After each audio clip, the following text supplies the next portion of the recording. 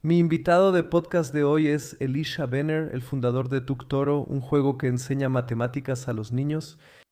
Como quizás sepan, los juegos de dados han ayudado durante miles de años a fomentar la comprensión de los números y las cantidades. Tuctoro combina ambos y lleva la experiencia de aprendizaje al mundo digital. Hablamos sobre cómo se le ocurrió la idea de Tuctoro, cómo logró que, entre otros, los fundadores de Tonybox se unieran al proyecto y qué depara el futuro. Que disfruten el episodio. Elisha, me alegra que estés aquí. Sí, Daniel Jung, me da gusto. Qué bueno. Debo decir, Debo agradecerte que hayas fundado una startup, porque si no, ahora serías mi competencia en YouTube. Tú también te has desenvuelto en YouTube. ¿Por qué? También eras bastante joven, ¿no? 16. exacto, 16 años. Y ahí ya se trataba de aprender, ¿verdad? Exacto, en ese entonces fundé el canal Psicología Cotidiana. ¿Psicología Cotidiana?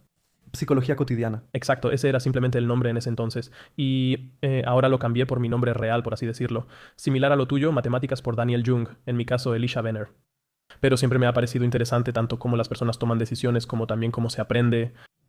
Y siempre pensé que si los niños y los jóvenes están en YouTube, entonces también deberían aprender algo ahí. Eso ya lo tenía claro en ese entonces, cómo se usan los canales de redes sociales. Y pues de alguna manera me volví viral con un video sobre cómo levantarse de la cama por la mañana. Fue una combinación de psicología, pero también un poco de comedia y siempre con algo para aprender. Ese siempre fue mi enfoque. ¿Cuándo fue eso? 2017, eso fue hace 10 años. Uf, qué fuerte. Sí, Increíble, increíble, sí, hace mucho tiempo. ¿Tu mamá tuvo algo que ver ahí como psicóloga especializada en ruido? sí, definitivamente. O sea, no en el canal de YouTube, pero en general, pues mi mamá es psicóloga del ruido. Y creo que ella me enseñó desde muy temprano a empezar mis propios proyectos y a no tener miedo si algo sale mal. O sea, todavía recuerdo una cosa que se me quedó muy grabada. Había sacado una muy mala calificación, llegué a casa y estaba súper frustrado y luego simplemente fui a comer doner con mi mamá, aún así como recompensa. Y aprendí desde temprano que está bien, puedes fracasar una y otra vez, y eso es parte del aprendizaje. Y también aprendí de manera súper autodidacta todo tipo de cosas a través de tu canal de YouTube, incluso matemáticas, y siempre me pareció genial empezar nuevos proyectos de alguna manera. Y el punto de partida, mi primera startup fue el canal de YouTube, diría yo, sí. Sí, increíble. ¿Y cómo se te ocurre desarrollar un producto primero en combinación, por supuesto, con un, ¿cómo llamarlo? Mundo en línea. Puedes hablar de eso en un momento. ¿Cómo se te ocurrió? Y además con matemáticas, por supuesto, lo cual me alegra mucho de verdad que hayas fundado esta startup. Bueno, yo diría que fueron varios factores. Por un lado, siempre me ha interesado personalmente cómo aprenden los niños con los medios, ya sean adolescentes en YouTube o ahora con todas las tabletas. Eso lo he observado con mi sobrino. Y siempre tuve claro que tienes que combinar este mundo digital con un mundo táctil para los niños. Y mi mamá, como ya dije, es psicóloga del aprendizaje y en mi infancia jugaba mucho juegos de dados como No te enojes o Kniffel y siempre usaba juegos educativos en su terapia, pero también en casa con nosotros. Así crecí yo. Y entonces pensé, oye, puedo combinar esto con un producto físico usando dados, porque los dados no son tan abstractos como los números. Por ejemplo, el dado muestra 5 y lo puse en una caja y la caja se comunica con la tableta. Así que es un juguete educativo, no un juguete educativo de matemáticas, y lo probé con niños. Al principio fue más bien un experimento y lo probé con mis sobrinos y les encantaba sacudir el aparato. Sí, eso lo puedo confirmar. Y el sonido que hace, Puedes escucharlo completamente. Sí, exacto, sí, exacto. Y entonces me di cuenta. esto puede funcionar, pero claro, es un producto físico y tuve la suerte de que los fundadores de Tony Box invirtieran en nosotros en algún momento. Sí, exacto, pero así empezó todo. En realidad fue un experimento para mis sobrinos, exacto. Impresionante.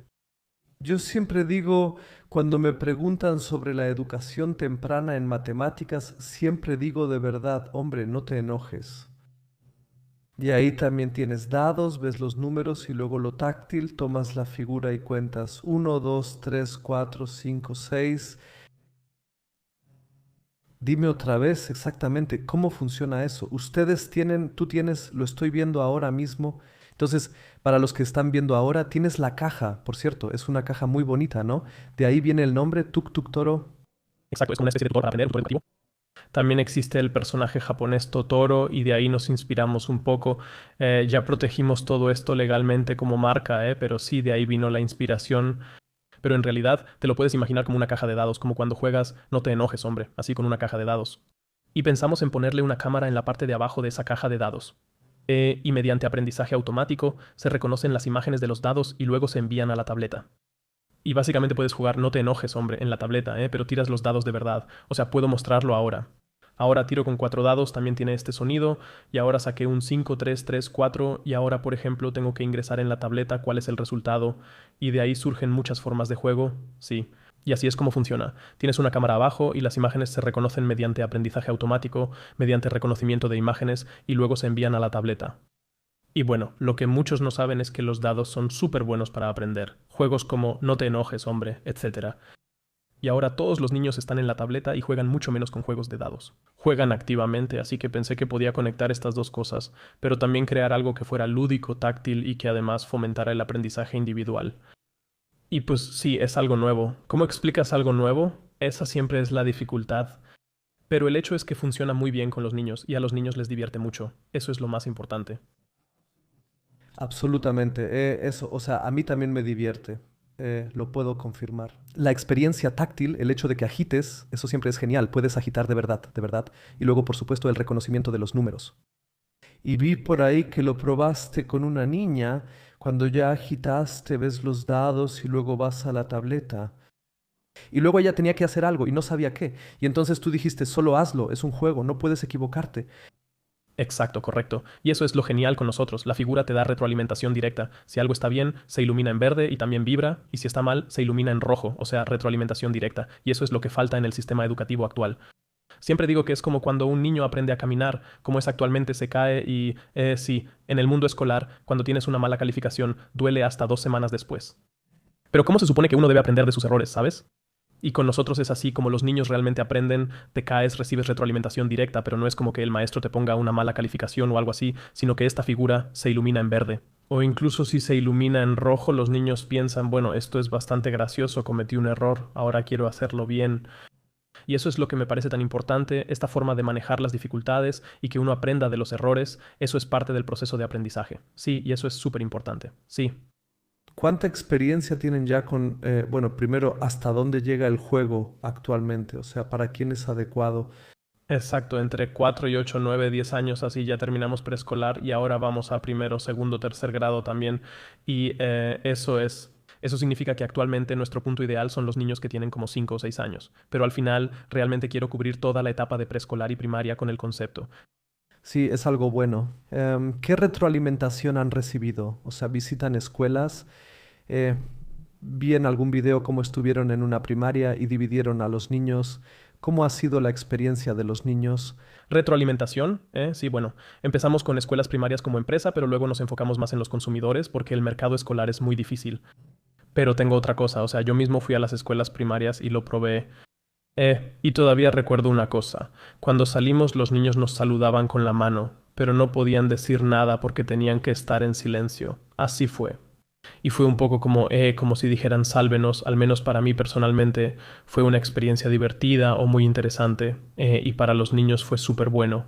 Pero también nos dimos cuenta muy rápido de que las escuelas sí tienen tabletas, pero no las usan, y nuestro concepto funciona junto con una tableta o con una MacBook, con cualquier cosa que tenga Bluetooth.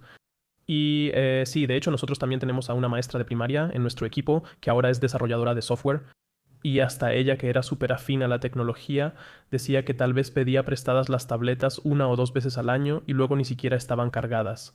Y entonces ahí falla en muchos aspectos cuando se trata de medios digitales. Por eso, para nosotros, la consecuencia lógica desde el punto de vista empresarial fue dirigirnos a los consumidores, a los niños. Y eso funcionó muy bien y de ahí recibimos muy buenos comentarios. Cuando yo mismo estuve en las escuelas, a los niños también les pareció genial, pero creo que es muy difícil, sí, colocarlo en el sistema educativo actual. Sí, ese es un buen punto, ¿eh? El tema de las escuelas, lo difícil que son realmente las escuelas y todo ese asunto. Yo mismo lo viví, que en mi opinión la digitalización no se ha entendido correctamente, ¿verdad? A menudo pasaba que llegaban las tabletas de alguna manera y entonces estaban ahí, pero ahora se están echando a perder en algún maletín. No se les instalaron actualizaciones ni software y luego está el uso adecuado. Esa también es una gran pregunta. ¿Cuánta tableta es la adecuada? Siempre digo que si se usa de manera adecuada es como un libro. Un libro también lo abro y leo y obtengo algo de eso. Y si uso una tableta de manera adecuada, y eso es precisamente lo que se da en su combinación, Y tú dices ahora, las escuelas son difíciles. ¿Crees tú? ¿O tienes esperanza de que sí? Tenemos alrededor de 45.000 escuelas en total. Ahí también hay algunas escuelas primarias, por supuesto. ¿Crees que la presión vendrá desde afuera? Yo diría que si los alumnos lo usan y luego juegan con sus padres, entonces podrían decir, oye querida escuela, ¿por qué no jugamos esto en la escuela? Sí, habrá que esperar y ver, diría yo. La verdad es que no tengo muchas esperanzas porque es un sistema de incentivos complicado. Creo que hay muchos maestros jóvenes y comprometidos que luego son frenados, y creo que ese es uno de los principales desafíos. Para mí eso también significa que la realidad es que los padres tienen que compensar mucho en casa o ponerse al día con muchas cosas. Y eso por supuesto es difícil porque algunos padres se involucran mucho y otros menos. Y yo sí veo que esta brecha sigue ampliándose cada vez más. Ahí casi no se puede hacer nada, diría yo. O sea, es muy difícil. Pero siguiendo con eso, porque tampoco pierdo la esperanza y también pienso sin que haya algún reglamento o que las escuelas digan, bueno, ahora vamos a adquirir algo. Si ahora un maestro dice, bueno, perfecto, la parte táctil combinada con lo digital de forma sutil. Si tengo una clase de, no sé, 25 niños, ¿cuántos tutoros necesitaría y cuántas tabletas? ¿No serían suficientes tres si haces tres grupos o cuatro? Sí, definitivamente. Cuando yo estuve en escuelas primarias, dividía a los niños en pequeños grupos y teníamos 4 grupos y teníamos 4 tutoros. Así que eso funcionó muy bien. Y lo que está padre de nuestro concepto es que muchos piensan que los medios digitales son malos para los niños cuando aprenden con ellos, etcétera. Pero ya dijiste el punto correcto, cómo aprenden con ellos. Por ejemplo, tenemos muchos juegos. Uno es el juego de las gallinas, el juego de las gallinas, donde los niños juegan juntos y también juegan unos contra otros, por así decirlo. Y entonces tienes tanto la parte digital como la parte social en un solo juego. Y lo interesante ahí es el tema del aprendizaje entre pares. Es decir, los niños aprenden unos de otros. Teníamos, como en estas mesas, teníamos diferentes grupos, como 4 niños. Ahí jugábamos 2 contra 2 y ellos se explicaban entre sí cuál es el número correcto y por qué lo que hizo el otro tal vez no es el número correcto. Y fue fascinante observar eso. Entonces, en teoría es posible, definitivamente se puede construir así. Creo que depende mucho de los docentes, y también de la competencia mediática detrás de eso. Exacto, pero ahí también lo decimos muy claro. También pueden usarlo en las escuelas. Estamos totalmente abiertos a eso. Quiero quedarme otra vez en el ejemplo práctico, digamos, cuando veo a mi sobrino, segundo grado, el maestro y incluso si el maestro no adquiere los doctores. Si, digamos, no sé, alguien dona cuatro y dice, mira, aquí están los cuatro. Entonces necesitamos otros cuatro, tablets, acceso a Internet. Necesitamos acceso a Internet, sí. Para nada. Ah, para nada. Tú tienes que descargar la app. Para eso obviamente necesitamos acceso a Internet. Antes, sí. Y más o menos una vez al mes recibimos una actualización con nuevos juegos, y fuera de eso todo funciona sin conexión. Todo esto se hace por Bluetooth. Eso significa, exactamente, en realidad solo necesitas una tableta y entonces ya puedes empezar. Ok, entonces cuatro tutores, cuatro doctores, cuatro tabletas, conectarse brevemente a Internet, actualizar de vez en cuando y entonces ya se puede empezar. Exacto, sí, fácil. ¿Cuánto cuesta, un Tuk Doctore? Exacto, cuesta 79 euros parecido a otros juguetes como la Tony Box, por ejemplo. Sí. Y sí, y lo que realmente es importante, creo yo, justo lo mencionamos antes, muchos niños llegan a la escuela y les faltan muchas bases, o en los primeros 2 años. Sí, definitivamente. Entonces se les enseña mal o los niños se quedan rezagados y eso a largo plazo cuesta muchísimo, especialmente a ti como padre, en lo que respecta a clases particulares. Ese es un mercado gigantesco, el mercado de las clases particulares, y por eso creo que es tan importante apoyar a los niños desde muy, muy temprano. Sí, a partir de los 4, 5, 6 años, o sea, incluso antes de la primaria, y luego al empezar la primaria es aún más importante porque si desde temprano te entusiasmas con las matemáticas, eso te va a influir positivamente toda la vida, ¿sabes? Como a nosotros dos ahora. Estamos hablando de estadística y nos encanta eso. Y creo que si a todos les pasara lo mismo, entonces, o si se despierta la motivación y la curiosidad en todos desde temprano, si como empresa logramos eso, aunque sea un poco, yo estaría muy feliz. Sí, absolutamente. Ahí ya estamos hablando de una visión que tienen que en los próximos años, tú dijiste hasta segundo grado y ahora están desarrollando para los grados superiores. ¿Cómo me imagino un proceso así? O sea, yo siempre pienso, por ejemplo, ahora que estoy acompañando a mis sobrinos por primera vez, ¿no? Así, primer grado, luego segundo grado, decenas, centenas, multiplicar, dividir, ¿cómo trabajan ustedes ahí? Exacto, o sea, tal vez un reto más en cuanto al contenido es el cambio de decena para los niños. Ese es el mayor reto, porque muchas veces cuentan con los dedos, y por ejemplo 5 más 6, y entonces ya no les alcanzan los dedos, porque ya no tienes 10 dedos. Así. Y ahí es donde los dados tienen sentido, porque puedes sumar rápido 5 más 5, porque de hecho a nosotros también nos falta el número 6. Simplemente en lugar del 6 tenemos un 0, para que los niños primero aprendan a sumar en el cambio de decena. Hay muchas cosas, pero esa es realmente la primera gran dificultad. Y lo que hacemos es que lo hacemos junto con un instituto de aprendizaje, es decir, ellos trabajan con nosotros. El concepto didáctico, luego vamos a jardines de niños, a escuelas primarias, lo probamos con un grupo de tamaño final de 20, o sea, con 20 niños, y con lo que aprendemos desarrollamos el juego terminado. O sea, realmente hemos creado una especie de proceso y para nosotros es muy importante centrarnos en las necesidades de los niños. Que realmente aprendan algo y que también tenga sentido, con un concepto didáctico detrás. Exactamente, muy bien. Muy bien. Ya lo mencionaste antes, mencionaste el aprendizaje automático, que de por sí es un tema enorme de discusión en este momento. La verdad no me importa cuándo lance el podcast, si en mayo, junio, julio o agosto. Eso nos va a seguir acompañando. Aunque el tema de la inteligencia artificial no es para nada algo nuevo. Pero es como si de la noche a la mañana hubiera sido inventado por ChatGPT o por OpenAI, la empresa. Y luego, hace casi 3 años, realmente nos impactó como si fuera algo así. Nos golpeó de repente como un caballo desbocado. Ahora todos hablan de eso. Hace rato mencionaste el aprendizaje automático, voy a decirlo así.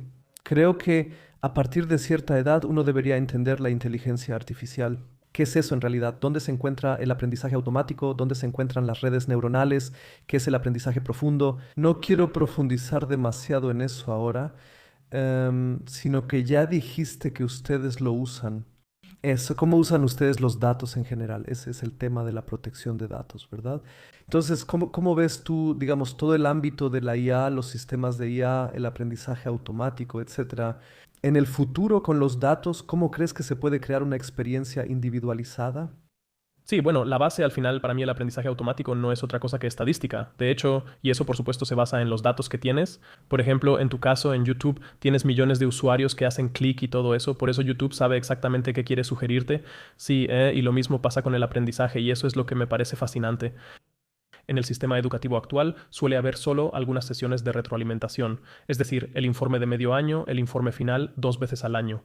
Y lo que me parecería interesante sería poder mostrar realmente un desarrollo con datos reales, o sea, en tiempo real, datos verdaderos que se pudiera ver cada día. Ok, usaste tanto Tucturo y este es el avance en el aprendizaje. Eso es un poco el futuro, lo que queremos construir. O sea, una herramienta donde los padres puedan ver cuál es el avance en el aprendizaje de su hijo. Porque así no tienes el problema de que de repente digas, ahora necesito clases particulares, y medio año después te das cuenta de que el niño se está quedando atrás o tal vez es súper dotado. Esos son los dos, ¿eh? Cada niño es súper dotado, esos son los dos temas detrás, y eso me parece fascinante construir eso. Actualmente, en nuestro caso, los datos se anonimizan. Eso significa que, por ejemplo, vemos qué juegos se cliquean y se juegan más seguido, y eso es un poco la base, es decir, estamos construyendo eso en este momento. Actualmente todavía está muy anonimizado, por eso no tenemos grandes problemas con la protección de datos. Por supuesto, lo pensamos mucho, pero lo iremos desarrollando poco a poco. Y al final se trata de datos de aprendizaje, es decir, se trata de cómo podemos ayudar a los padres a tomar mejores decisiones o también a ver cuál es el nivel de aprendizaje del niño. Ese es el primer paso. Y basándonos en este primer paso, en algún momento estaría padre hacer algo. Si cada niño siempre recibe exactamente lo que necesita para aprender, o sea, que vaya en la dirección de un aprendizaje personalizado e individual, así. O sea, eso sí diría que sería el escenario ideal si en 5 a 10 años logramos eso. De alguna manera te registras en la app, haces algunas tareas y entonces siempre podemos sugerirte exactamente lo que necesitas en ese momento. Así. Y eso estaría genial, o sea, sí se puede usar para mejorar el progreso del niño en el aprendizaje. Sí, ¿cómo le explicarías la IA a mi sobrino? O siquiera vale la pena, digamos, si veo en la primaria, porque ahora hay desarrollos en todo el mundo, ya sea en China o en Estados Unidos, que quieren acercar a los niños a la IA desde una edad muy temprana, y siempre me pregunto, ¿cuál es la mejor manera de hacerlo, no? Entonces, ¿les cuentas ahora sobre la historia de la IA, o qué? ¿Les cuentas algo de eso? ¿O deberían aprenderlo de manera lúdica, sin que realmente sepan? Que es una inteligencia artificial, ¿no? ¿Sabe realmente un niño de 7 años lo que es la inteligencia? ¿Cómo lo harías? ¿Cómo se lo explicarías o acercarías a mi sobrino? Quizás otra vez. O sea, Estados Unidos y China, ellos ahora tienen clases de IA donde los niños aprenden eso desde temprano. Y Europa actualmente no lo hace, y Europa, por supuesto, es muy conservadora. Primero la regulación. Yo también tengo 4 sobrinos y lo que hago con el mayor, que está en segundo grado. Ahora, de hecho, usamos ChatGPT juntos y a veces también creamos juegos de Tuctoro con IA nosotros mismos. Eso significa que, por así decirlo, le he enseñado cómo convertirse en creador de contenido, cómo hacer videos de YouTube. Hago juegos con él. Y espero que algún día también funde una startup, creo yo, pero así lo hice con él mismo. También hay empresas geniales como por ejemplo Calliope que hacen hardware para niños. Y eso me parece genial, que se acerque a los niños a la tecnología desde temprano y realmente se despierte su curiosidad. Porque creo que eso en el futuro o incluso ahora ya lo veo internamente con nosotros. El mundo laboral va a cambiar por completo, pero también va a crear nuevos empleos. Y quien entienda cómo usar las herramientas va a ser realmente bueno. Y quien al final se quede atrapado en TikTok, un poco en el algoritmo de hype de la IA de ellos, va a tener dificultades en el futuro. Y por eso es tan importante. No puedes ignorar el tema, ¿sabes? Muchos padres dicen, oye, mis hijos no pueden tener tabletas, nada de inteligencia artificial, todo eso es malo. Entonces los niños nunca aprenden a manejarlo. Y por otro lado está el extremo, los padres que les permiten todo a los niños. Y eso lo hace muy difícil, pero para responder a tu pregunta, yo mismo uso ChatGPT con mi sobrino, creamos cosas juntos y simplemente probamos las herramientas. Y así él aprende desde temprano a manejarlo, ¿eh? Sí, eso es impresionante. Esto de hacerlo juntos, hay una persona mayor que también está presente. No dejas a los niños completamente solos con la tablet, la usas de manera adecuada y con sentido. Eso es lo que entendí ahora. Entonces, no mencionas que es inteligencia artificial, sino que, como dices, usas ChatGPT y lo utilizas como compañero de práctica, y así es como guías ahora a tus hijos aquí. Tus sobrinos, con eso en realidad ya estamos en el tema de habilidades del futuro, ¿no? Entonces, eso es otra vez, también es un tema candente, otra vez, ¿qué es lo que realmente tienes que saber hacer en el futuro? Yo siempre estoy, entre otras cosas, también en resolver problemas complejos, y eso es en realidad exactamente eso, un problema complejo. Em, y no deberías cerrarte a eso. En vez de rechazar a Chat, GPT y compañía, deberías verlos como un compañero de estudio, incluirlos, o sea, me parece bien, pero siempre me pregunto, ¿qué tan temprano, no? Tú dijiste que tu sobrino mayor está en segundo grado. Yo siempre me pregunto qué tanto debería influir, ¿sabes? O sea, también en términos porcentuales, ¿no? Porque creo que siempre es bueno aprender algo de manera lúdica, discutir juntos. Entonces, ¿cuánto se necesita realmente? ¿Hay desde la psicología del aprendizaje algún hallazgo al respecto? Sí, o sea, todo esto es relativamente nuevo. ¿Qué papel debería tener? O sea, si ahora también hay maestros escuchando, ¿no? Entonces, ¿con qué frecuencia debería usarlo? ¿Cuándo basta con una hoja y un lápiz, aunque ahí no puedo analizar qué marcó exactamente? ¿O hay algo más? No lo sé. Sí, claro, hay varios estudios que dan una referencia al respecto, pero al final hay que decir que cada niño es diferente, es único, ¿sabes? Si tienes un niño con TDAH o uno sin, son cosas muy distintas. Eso significa que depende mucho, es mi filosofía personal basada en los estudios que he leído. Yo pienso que hasta los 4 años está bien, incluso 5 años me parece totalmente aceptable. Que los niños crezcan sin medios digitales. Por ejemplo, nosotros también desarrollamos juegos sin pantallas. Exactamente, sí. Donde simplemente agitas al doctoro y, por ejemplo, ahora te puedo mostrar, agitas al doctoro y si ahora sale un 6, entonces tienes que ir al lado donde está el número más alto y luego se ilumina en verde según corresponda. Eso me parece bien. Ahí desarrollamos juegos y fue más bien nuestro CTO quien tuvo algunas ideas geniales. Y eso me parece genial, especialmente para los niños de 4 a 5 años. Entonces, creo que la etapa preescolar es un buen momento para empezar a familiarizar a los niños con los medios y luego en la primaria tienen que aprender a usarlos como una herramienta. Y ese es, creo, también mi enfoque principal, o sea, cómo aprenden los niños a manejar los medios digitales. Y eso hay que introducirlo paso a paso. Y también me parece muy bien cuando los niños aprenden afuera y salen a caminar en la naturaleza y que tengan ambas cosas, por así decirlo. Y pero cuando usan medios digitales, que los usen para aprender, sí, porque eso me parece súper importante, exactamente. Y lo que mencionaste, que cuando tienen que ver con medios digitales, que ahí, o eso siempre lo digo yo también, que no se echen a perder. Todos conocemos ese efecto TikTok, ¿verdad? Que entras y de repente ya pasaron 6, 7 horas y ni siquiera sabes qué pasó. Y eso, por supuesto, es realmente peligroso, porque ese es realmente el problema. Cuando no tienes un juego como el de ustedes, que en ese sentido tal vez te vuelve adicto de manera positiva, porque entonces aprendes algo, sí. que entonces solo consumes de manera pasiva y luego el tiempo se acaba. Pero ¿alguna vez te has sorprendido a ti mismo haciendo eso? ¿Y tú mismo, cómo es tu vida diaria? ¿Solo tienes tu gran misión educativa o también navegas por internet de vez en cuando? Sí, claro que también usamos Instagram y TikTok para nuestra empresa, y entonces yo también estoy atrapado en esas cuentas, por así decirlo, y anoche me sorprendí a mí mismo. De alguna manera trabajé 10 horas, o sea, muchísimo, estaba súper estresado, además tengo una lesión en la pierna, por eso no puedo hacer ejercicio, y entonces de alguna manera me di cuenta de que me quedé atrapado en Instagram durante media hora. Siempre lo hago así, instalo y desinstalo Instagram. De verdad, porque yo mismo me di cuenta, entiendo cómo funcionan todos, el botón de desplazamiento infinito, que puedes bajar sin fin, o sea, nunca puedes parar. Pero he usado herramientas, por ejemplo, también uso una herramienta para YouTube que se llama Recommendation Feed Blocker. Eso significa que no veo videos sugeridos en YouTube, es un complemento de Google. Qué loco. Así que por eso uso Google o YouTube principalmente como buscador últimamente, y eso me ha ahorrado muchísimo tiempo, diría yo. Sí. Y creo que uno es especialmente vulnerable a los medios digitales cuando está estresado o cuando necesita algo que lo distraiga, y ahí es donde es fatal. Lo que para mí es muy importante es que creo que para muchos tú acabas de hacer la pregunta de cuánto tiempo de tablet es bueno para los niños. También me gustaría formular la pregunta de otra manera. ¿Cuánto tiempo que pasan los padres en el celular es bueno? Porque creo que ese es un punto que a menudo se pasa por alto, que los niños aprenden a través del ejemplo de sus padres.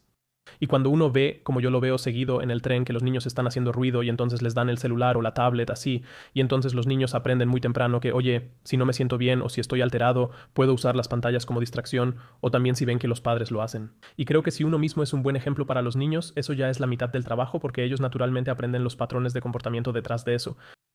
Y de hecho creo que ese es el pensamiento más interesante, en vez de preguntar cuánto tiempo de tablet es adecuado para los niños, sino más bien, oye, ¿qué tan buen ejemplo soy yo para mis hijos? Porque eso sí lo puedes cambiar activamente. Y bueno, si existe un juego como el de ustedes, que se puede jugar juntos y así pasar tiempo juntos con el juego y con la tablet, es tiempo bien invertido.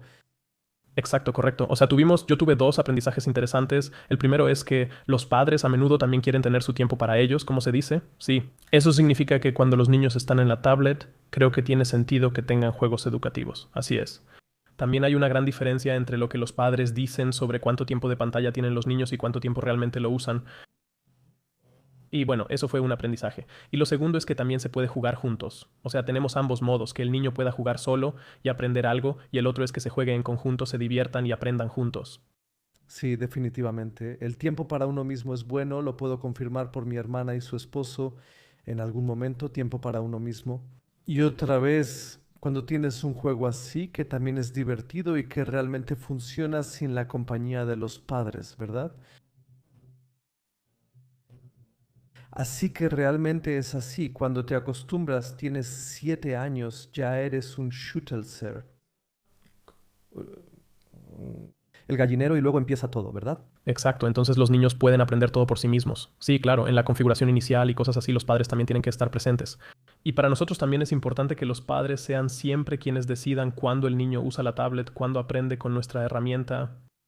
Y eso creo que es muy importante. O sea, obviamente tenemos dos grupos objetivo, uno son los padres y los niños, y tenemos que considerar a ambos y ver cómo sacar lo mejor de eso. Para nosotros es importante que los niños estén motivados al aprender y que aprendan algo útil. Esos son los dos temas más importantes, porque hay muchas aplicaciones que dicen, oye, somos didácticos, pero en realidad solo sirven para mantener ocupados a los niños y eso es lo que no queremos ser. ¿Cuál es realmente tu experiencia? Si alguien pregunta, ¿qué nos quiere contar él aquí exactamente? ¿Quién es Elisha? ¿De dónde viene realmente? Ok, él a los 16 años intentó enseñarles algo a las personas en YouTube, cómo levantarse de la cama por la mañana. Exacto.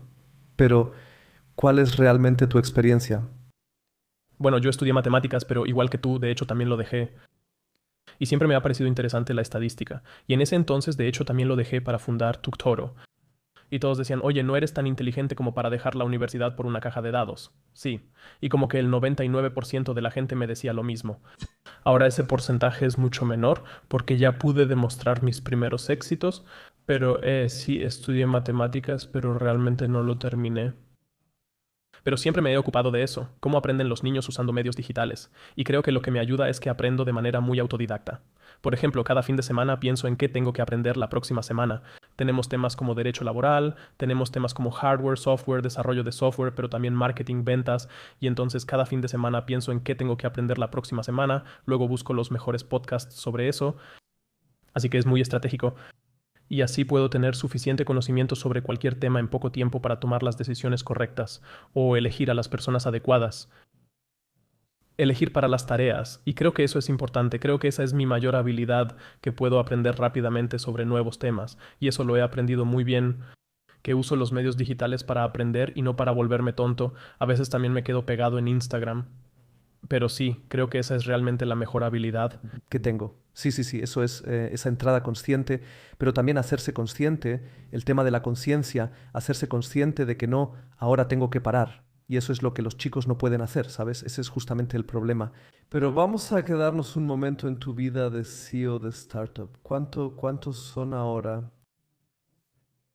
O sea, uno podría pensar, ok, él tiene una caja de juegos y una tableta, ¿es una empresa de 2 personas? O sí, Desafortunadamente no. También hacemos hardware. Ahora somos 13 personas. De esas 10 trabajan en el equipo de contenido, o sea, software, hardware y sí, los conceptos didácticos y el diseño. Y en realidad solo 3 personas están en marketing y ventas. Y yo también pertenezco a ese grupo. Así que en realidad todos trabajamos en el producto. Y claro, cada día tienes un reto diferente. La gestión de empleados es obviamente un tema importante, pero también todo el desarrollo del juego. Y ahí tienes que estar trayendo siempre nuevas ideas y creando innovaciones para que puedas salir adelante como startup. Algo que también es importante mencionar es que todavía estamos muy financiados por inversionistas. Ahora hemos vendido como 1000 de esas unidades, 1000 doctoros, y ya tenemos a los primeros clientes felices, porque siempre nos preguntan, oye, ¿cuándo salen nuevos juegos? ¿Cuándo vamos a tener más juegos? Y eso es en lo que más estamos trabajando ahora, en poder llegar también a otros grupos de edad. Sí, Business Modeling Case es su producto háptico. La caja cuesta, exactamente. Están pensando en... no sé, monetizar la app, ofrecer compras dentro de la app. Son ese tipo de cosas en las que uno piensa. Entonces no queremos ofrecer compras dentro de la aplicación. Creo que también es una buena regla, especialmente para los niños. Luego tu cuenta de PayPal queda conectada. Está. Sí, sí. Y luego sí, los niños te dejan en la ruina. Eso no queremos. Lo que tenemos como idea principal es que tenemos dados con puntos. Actualmente dados con puntos. Y en algún momento también queremos usar dados con letras, con números y luego ir a otras materias y luego queremos ampliar todo esto, por así decirlo. Eso significa que en el futuro queremos seguir monetizando el contenido a través de nuevos dados. Esa es la idea detrás de esto. Y exacto, ese es también el modelo de negocio detrás, exacto.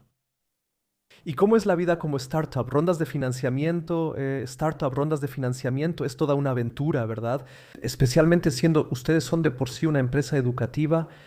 Exacto, somos una empresa educativa. Yo empecé todo esto hace 4 años y en ese entonces pensé que tenía como un 5% de probabilidad de lograrlo, porque realmente todas las startups de hardware que había visto, ninguna lo había logrado, así que sí. Y ahora diría que estamos entre un 25 y un 50% de probabilidad de que esto sea algo que pueda funcionar o que sea muy, muy exitoso. Y así es como pienso sobre el asunto. Las startups son así, claro. Algunas, o sea, muy pocas funcionan y cuando funcionan se vuelven muy grandes. Y eso creo todos los involucrados deben tenerlo claro. No obstante, para mí hay una motivación personal detrás de esto, que quiero crear algo para mis hijos, algo que tenga sentido para ellos y que les ayude a aprender a manejar los medios. Sí. ¿Cómo surgió el contacto con los fundadores de Tony? Sí, bueno, en ese entonces le escribí a uno por LinkedIn. Él se encarga de la inteligencia artificial en Tonybox. En ese tiempo desarrollaron una función, pero no la lanzaron, y él era de Berlín. Lo convencimos para que fuera nuestro inversionista Ángel. Ese fue el primero, era un gerente de ellos, y después él también involucró a los fundadores de Tony. Pero sí tomó mucho tiempo. O sea, en algún momento me dijo, oye, lo que haces me recuerda a Tonybox. Y entonces revisé su caso, es una empresa muy, muy exitosa, salió a la bolsa con 1.000 millones de euros y pensé, oye, esto podría ser una buena historia para contar, decir que podemos llegar a ser tan grandes como ellos y sería inteligente tener a los fundadores con nosotros. Y lo logramos, conseguimos que un gerente se uniera y luego él también trajo a los fundadores y la verdad es que son geniales, tengo que decirlo, son personas increíbles. Hace 2 días tuve una reunión de junta con ellos, me dan muchísima retroalimentación y también nos han abierto muchas puertas para producir todo esto. Son personas realmente maravillosas y sí, eso aumentó mucho la probabilidad. Pero es un caso interesante, ¿eh? Por eso te pregunté cómo llegaste ahí. Porque primero contactaste a un gerente por LinkedIn y lo convenciste. Y luego prácticamente, digamos, entre comillas, por el camino indirecto, llegaste a los fundadores, lo cual también tiene sentido. Porque digo, Tonybox probablemente le suene a la mayoría. Lo sé también por mi hermana y su esposo, también son grandes fans de Tonybox. Ahora pronto también serán fans de Tuk Tuk Tuk. Porque también es lógico, ¿no? Porque también es un producto táctil, bien pensado. Pero también ahora, digamos, si uno observa la escena de emprendedores, especialmente en este ámbito difícil de la educación, Sí. quieres ofrecer educación, quieres avanzar y al principio también necesitas financiamiento, seguir los caminos correctos. Eso también es un llamado, ¿no? A que uno diga, ok, pueden sentarse y esperar a que les caiga el dinero del cielo o pueden actuar. Y ahí es donde plataformas como LinkedIn juegan un papel, porque bueno, preguntar no cuesta nada. Entonces, ¿y cómo lo haces ahora para los próximos años? El tema de financiamiento. ¿Tienen algo en vista, eh? ¿Están trabajando en eso? ¿Tienen proyectos? ¿Sigues pasando parte del día en LinkedIn buscando posibles inversionistas a quienes puedas contactar? Sí, sí. Bueno, de hecho, también hablamos con los fundadores de Tonys. Los últimos años siempre han sido muy, muy difíciles. En realidad, nunca tuvimos más tiempo o más dinero que para 3 meses. Ese siempre fue nuestro caso, siempre estuvimos al límite, pero logramos. Al final del año pasado, en Navidad, cerramos una ronda de financiamiento de varios millones. Wow, y ese también fue para nosotros un momento muy, muy importante. Ahora podemos enfocarnos en el desarrollo durante los próximos años y también para mí, o sea, en el último año y medio estuve prácticamente todo el tiempo viajando y siempre estuvimos al borde del precipicio, por así decirlo. Sí. La vida clásica de un fundador. La vida clásica de un fundador, o sea, en muchos momentos también podría haber tomado otro rumbo. Y, exacto. Pero ahora, por así decirlo, lo logramos. Al menos estamos financiados para los próximos años y ahora podemos empezar de verdad. Y eso, por supuesto, también un gran agradecimiento a los fundadores de Tonys. Ellos nos abrieron las puertas, tenían los contactos con las personas correctas. Y, exacto, fue una buena, buena estrategia trabajar con ellos y son personas maravillosas. Y ahora mencionaste en qué están pensando, además de puntos, números o letras. ¿La internacionalización es para ustedes un tema, una idea? ¿O están enfocados en la región? Alemania, Austria, Suiza. Sí, por ahora primero la región, pero lo que obviamente es interesante es Estados Unidos. Tienen un mercado muy grande con la educación en casa y ahí el valor de la educación es completamente diferente. Porque en Alemania es así. Los padres suelen decir sí, esa es tarea de la escuela y del kinder, pero ahí hay escasez de personal calificado, etcétera, así que tal vez no sea así después de todo. Y en Estados Unidos eso es diferente. Ahí los padres también pagan después por la universidad, la formación, etcétera. Así que el mercado educativo es un poco más privado y por eso invierten muy temprano en la educación de sus hijos. Porque saben, ok, si no lo hacen después será difícil. Y por eso para nosotros es un mercado aún más interesante al que queremos ir a largo plazo. Porque el mercado de la educación en casa ya es realmente gigantesco. Y sí, ese también fue un descubrimiento, que los padres estadounidenses quieren invertir en la educación de sus hijos desde muy temprano. Y ese es un poco nuestro tema. Aunque es un juguete, en realidad es un software educativo, un tutor de aprendizaje detrás de eso. Y sí, eso significa que primero desarrollamos todo en Daggers, lo seguimos haciendo crecer y luego en algún momento vamos a Estados Unidos. Ese es el plan. Y por eso también tal vez tiene sentido para los inversionistas. Sí, yo diría que tiene mucho potencial. Si ya has recaudado millones, eso es interesante. ¿Tienes algún consejo sobre el tema de la valoración de empresas? Si ahora, digo, si ahora un fundador está escuchando y se pregunta, Dios mío, ¿cómo hago mi valoración? ¿En cuánto la pongo? ¿Según qué criterios? ¿Qué métodos sigo ahí? ¿Cómo lo hiciste tú? Sí, bueno, la realidad es que en el mundo de las startups muchas veces la valoración se decide al azar. No, pero hay dos modelos. Uno es así, uno es que dices aquí cuánto ingreso tienes, pero yo no creo que eso tenga mucho sentido.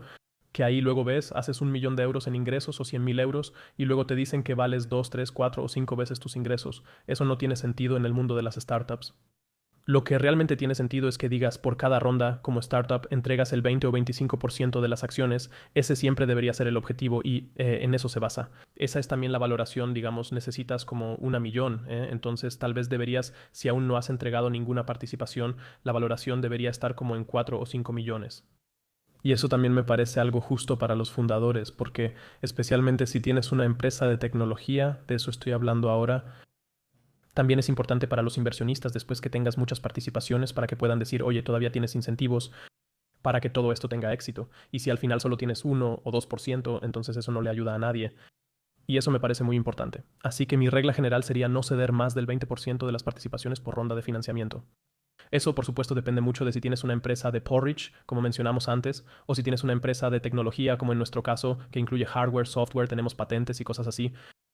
Y entonces tienes que argumentarlo bien, demostrar que tiene mucho potencial y así puedes conseguir una buena valoración. Y mi lema siempre ha sido que como fundador uno debe negociar muy fuerte en la valoración y si uno es capaz de hacerlo.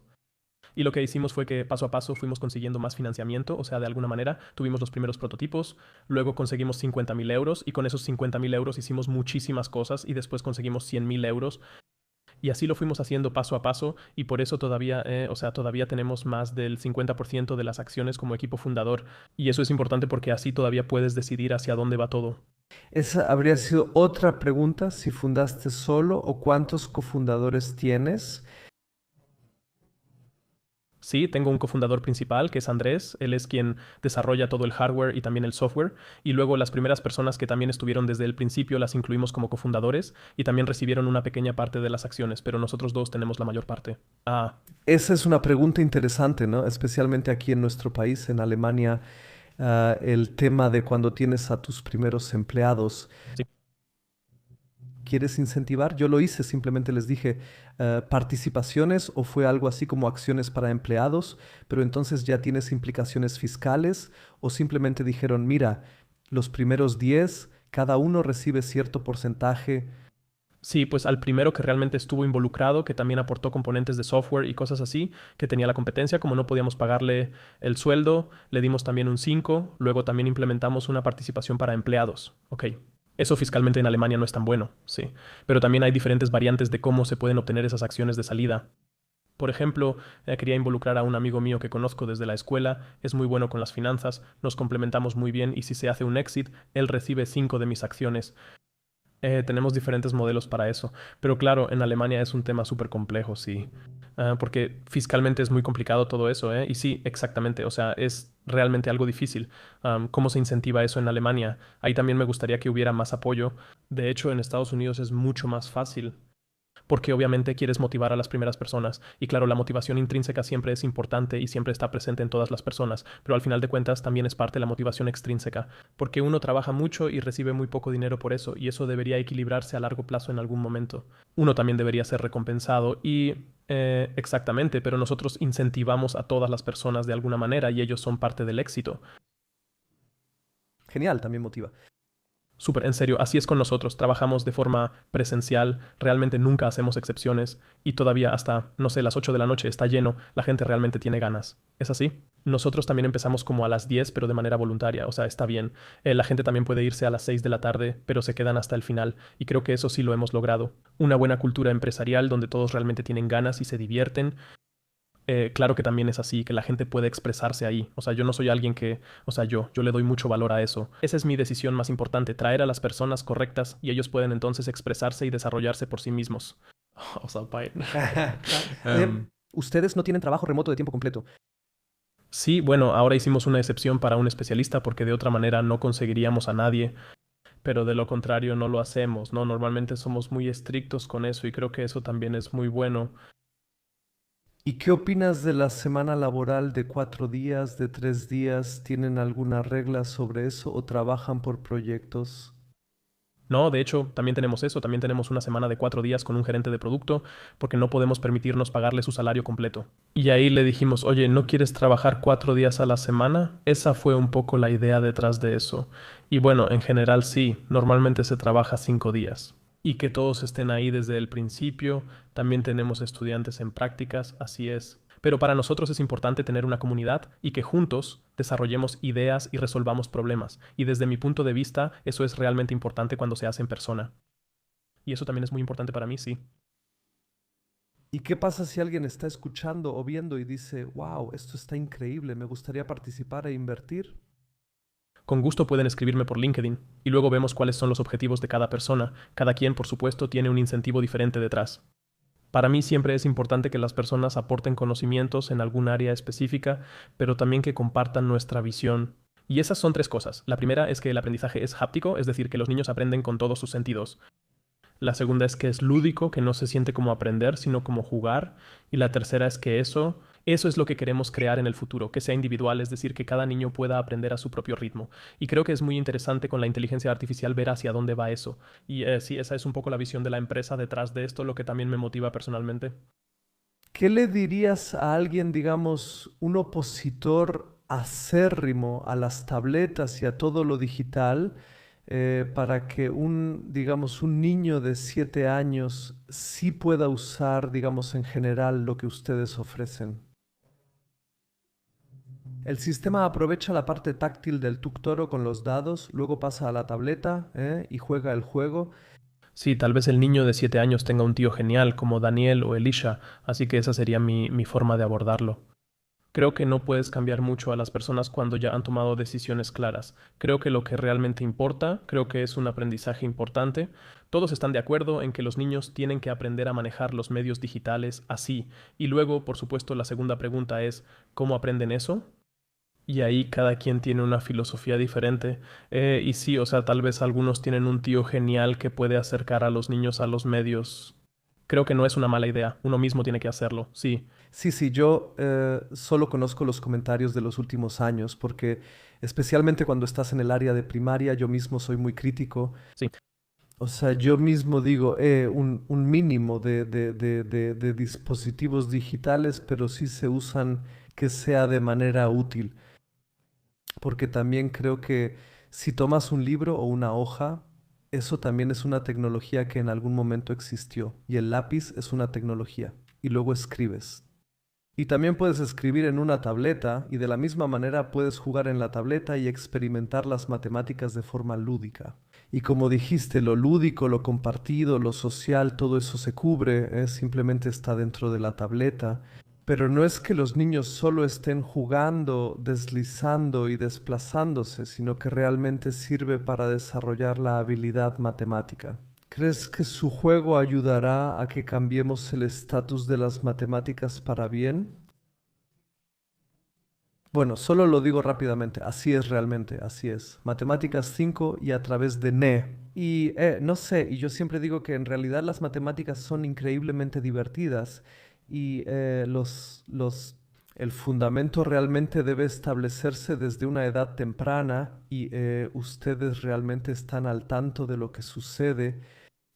Exacto, correcto. O sea, hay que decirlo de nuevo, de alguna manera. Según el estudio PISA, el 30% de los niños no cumple con el estándar mínimo en matemáticas. O sea, hasta un 30% es un problema enorme, diría yo. Primero que nada, así es. Y lo que he visto es que especialmente los niños que no tienen ganas de aprender matemáticas, una vez me pasó en la primaria, cuando empezamos a trabajar con escuelas, tuvimos un niño. Ella tenía discalculia, pero nosotros no lo sabíamos. Así fue.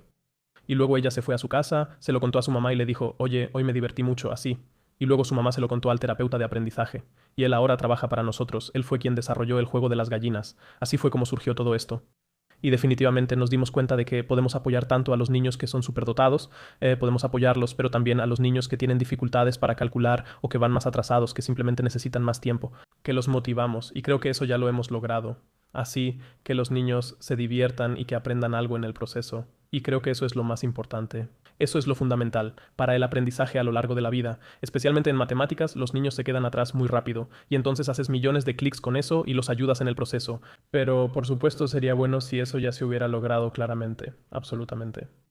Absolutamente, especialmente en estos años jóvenes y lo que dijiste, la motivación intrínseca, ¿no? Que tengo ganas de hacer algo, tengo ganas de jugar el juego, en realidad ni siquiera te das cuenta de que estás aprendiendo. Sí, y eso es un poco así. Puedes hacer una prueba con tus hijos, les das una hoja de papel con ejercicios de matemáticas y les das las mismas tareas en la tablet y les preguntas en cuál están más motivados. Y puedes aprovechar eso que los niños quieran una tablet así. Quieren usar los medios digitales, quieren jugar con ellos, ven que los otros niños también lo hacen. Y luego si lo haces de manera inteligente puedes decir sí, puedes usar la tablet y para los padres eso es aprender, pero para los niños es jugar. Y creo que eso es, si logras hacerlo bien, creo que es algo inteligente, pero por supuesto también es muy difícil. Sí, ¿dónde se consigue su juego? En todas partes. En realidad en todas partes, estamos en muchas tiendas. Aquí Baby Cox, Corb Mayer, o sea, en muchas tiendas, en línea a través de nuestra página de tienda, estamos listados en Batseuk. Eso también es un zapato, un expositor de zapatos, por así decirlo. Y Exacto, nos encuentran simplemente escribiendo Tuktoto en línea y entonces nos encuentran en todas partes en realidad y también en tiendas físicas. Eso es lo padre de esto. Lo vi bien, tienen algo que ver con una Sparkase también, están ahí de alguna manera, ¿cómo me lo puedo imaginar? Sí, bueno, la Sparkasse, primero tengo que decir que son unos grandes patrocinadores nuestros. El año pasado producimos las primeras 5.000 unidades y eso cuesta mucho. Y de hecho ellos nos dieron un préstamo de 150.000 euros, donde luego el banco de garantías y yo también respondo personalmente por ello. O sea, también estoy metido en esto hasta el fondo, ¿eh? Pero claro, también es así. Eso también tuve que hacerlo en ese entonces, porque tienes que financiar la mercancía por adelantado. Y eso también llevó a que toda la gente dijera, oye, él realmente cree en lo suyo, entonces vamos a apoyarlos otra vez. Está bien, exactamente. Y ellos realmente nos apoyaron, la caja de ahorros, les mostramos el proyecto y a través de un fondo de apoyo nos dieron el préstamo. Es algo muy bueno y son personas increíbles, realmente se involucran con las startups locales. Eso me pareció muy bien, genial. Y con negocios como, ¿cómo se llaman? Thalia, Hugendubel y compañía, también están en contacto con ellos para que de alguna manera esté disponible ahí. Exactamente, pronto habrá novedades, pero con todos ellos estamos negociando. Ya he estado varias veces con la compradora de Thalia, estoy en contacto muy cercano, he estado varias veces en su oficina y sí, estamos negociando cómo hacerlo de la mejor manera. Interesante. Pero todos ellos tienen interés en este momento. Pronto saldrá un gran programa de televisión, así que ahora todos tienen interés en tener a un doctor y sí, es un momento muy interesante. Sí, Súper. genial, súper. Estoy emocionado también por lo que pasará cuando salga al aire el gran show, sí. Lo que diga la gente es un tema súper interesante, un tema súper importante, sí. Las matemáticas están en todas partes. También en mi caso, hasta hoy, sí, incluso después del bachillerato, cuando estudias, no importa lo que estudies, siempre tienes partes de matemáticas, siempre hay lagunas en algún lado. Y estoy totalmente convencido de que esas lagunas empezaron en la primaria en aquel entonces. Y si las resuelven de una manera lúdica, combinando lo táctil, sí, lo analógico y lo digital, es algo súper bueno. Mucho éxito. Ahora vamos a seguir platicando un poco en privado sobre lo que se puede hacer juntos. Sí. Me alegra que hayas estado aquí. Espero con ansias la transmisión. Para todos los que escuchan y ven, sí, consíganlo, pruébenlo, ¿eh? Quien quiere invertir, que se ponga en contacto contigo, ¿eh? Y entonces espero que tengan muchísimo éxito en los próximos años. Sí, muchas gracias y creo que es nuestra visión compartida, ¿sabes? Entusiasmar y motivar a los niños por las matemáticas y esperamos poder lograr mucho en eso, así que también me dio mucho gusto. Absolutamente, gracias a ti, gracias a ti. Daniel, gracias.